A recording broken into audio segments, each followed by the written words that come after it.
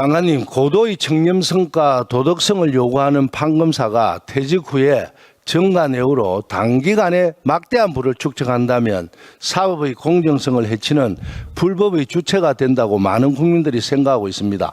장관님 어떻게 생각하십니까? 직을 이용해서 돈을 벌면 안 되겠죠. 그렇죠. 최근 우리나라 법률 시장은 대형 로펌을 중심으로 빠르게 성장하고 있습니다. 우리는 특정 기업을 수사하던 검사가 퇴직 후에 그 기업을 변호하는 로펌이나 법률 고문으로 자리를 옮기는 걸 쉽게 볼 수가 있습니다. 대법관, 헌재재판소, 검찰총장, 검사장 같은 고위직 출신의 변호사가 위험장이나 선임계의 이름을 올리는 것만으로도 사건 처리에 강한 영향력을 미치는 것으로 생각하고 있습니다.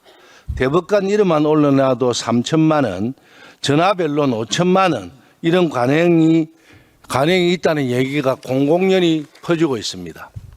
장관님, 법조계의 부조리를 비꼬는 유전무죄, 무전유죄 우리 사회에서 뿌리 뽑혔다고 보십니까?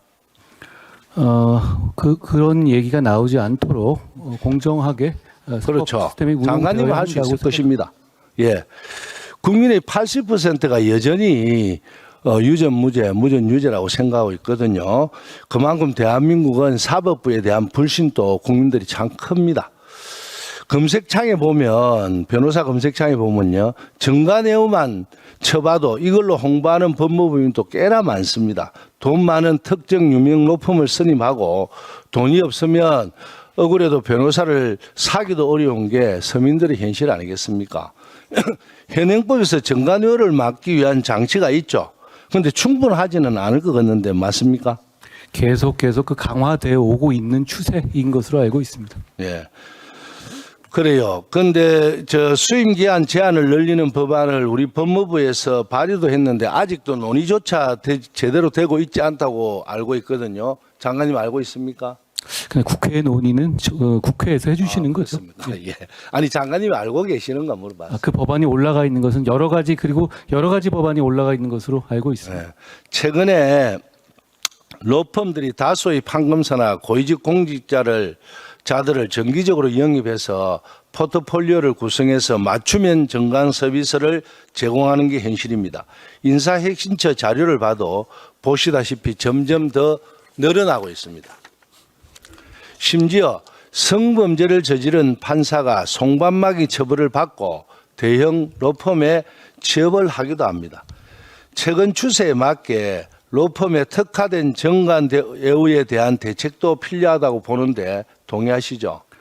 예, 저희 국민의 법조에 대한 신뢰가 대단히 중요한데 저런 일들이 그런 부분을 많이 허물어뜨린 것이라는 점에 의원님의 생각에 동의합니다. 예, 정관 변호사의 소송 대리가 금지되는 사건에 대해서는 같은 로펌의 다른 변호사가 소송 대리하는 것도 금지가 필요하다는 의견에 대해서도 동의하시겠죠?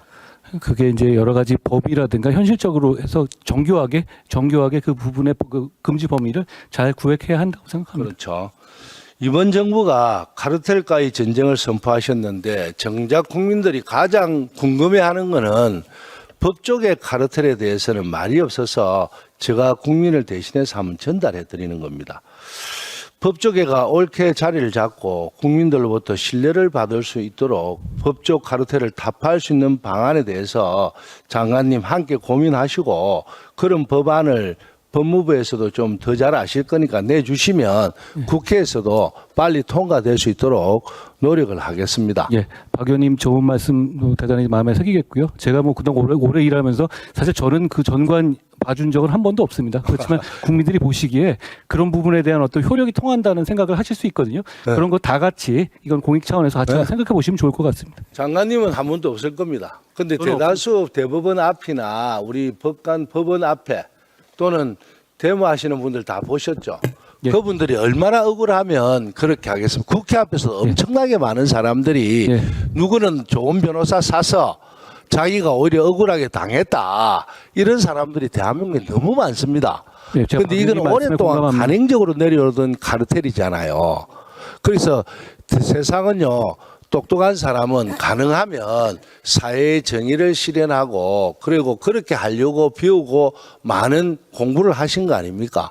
없는 서민들도 좀 생각하셔서 그런 거에 대해서 좀 뿌리를 뽑아내는 방법.